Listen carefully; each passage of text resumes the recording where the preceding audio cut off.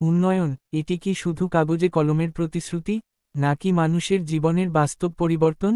উন্নয়ন মানে শুধু বিলবোর্ডে ছবি নয়, উন্নয়ন মানে মানুষের মৌলিক চাহিদা পূরণ, খাদ্য, বস্ত্র, বাসস্থান, স্বাস্থ্য, শিক্ষা, এবং তার সাথে সামাজিক অগ্রগতি, যেখানে চারপাশের পরিবেশে নিরাপত্তা, সুযোগ ও সম্মান থাকে। কিন্তু আজ আমি এমন এক এলাকার কথা বলবো, যার নাম শুনলেই গর্ব হবার কথা, অথচ বাস্তবে কথা বললেই বুক কেঁপে ওঠে, সোনার কালীগঞ্জ। হ্যাঁ, এই সেই কালীগঞ্জ, যেখানে নেতার অভাব নেই, প্রতিশ্রুতির শেষ নেই, সরকারি প্রকল্পের ঘোষণাও অনেক হয়েছে। কিন্তু উন্নয়ন, তা যেন হারিয়ে গেছে সময়ের গহ্বরে।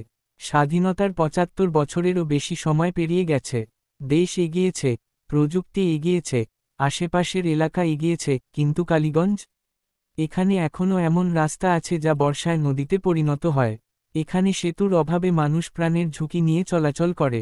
পানীয় জলের জন্য এখনও দূরে যেতে হয়। ভালো হাসপাতাল নেই, শিক্ষা ব্যবস্থায় সীমাবদ্ধতা, কর্মসংস্থানের সুযোগ প্রায় শূন্য। তাহলে প্রশ্ন উঠছে, আমাদের দোষটা কোথায়? আমরা কি নাগরিক হিসেবে কম ট্যাক্স দিচ্ছি? আমরা কি ভোট দিচ্ছি না? নাকি আমাদের কণ্ঠস্বর কেউ শুনতে চাইছে না? সরকারি পরিকল্পনা আসে, সভা সমিতি হয়, মাইকে ঘোষণা বাজে, কিন্তু বাস্তব উন্নয়ন কোথায়? কবে আসবে সেই দিন, যখন আমাদের কালীগঞ্জের ছেলে মেয়েরা কাদা জল পেরিয়ে স্কুলে যাবে না, যখন অসুস্থ রোগীকে চিকিৎসার জন্য দূরে ছুটতে হবে না? আমরা কালীগঞ্জবাসী সেই দিনের অপেক্ষায় আছি, যেদিন সত্যিকারের উন্নয়ন আমাদের দোরগোড়ায় পৌঁছাবে, যেদিন সোনার কালীগঞ্জ নামটা শুধু নামেই নয়, কাজে কার্যে শোনা হবে।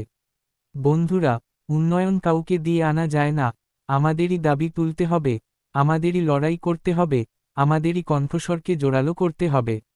কারণ, যদি আমরা চুপ থাকি, তাহলে হয়তো আরও ৭৫ বছর পেরিয়ে যাবে, আর আমাদের সোনার কালীগঞ্জ একই জায়গায় পড়ে থাকবে। আসুন, আমরা একসাথে বলি, আমরা উন্নয়ন চাই, এখনই চাই, সবার জন্য চাই। এটাই আমাদের অধিকার, এটাই আমাদের লড়াই।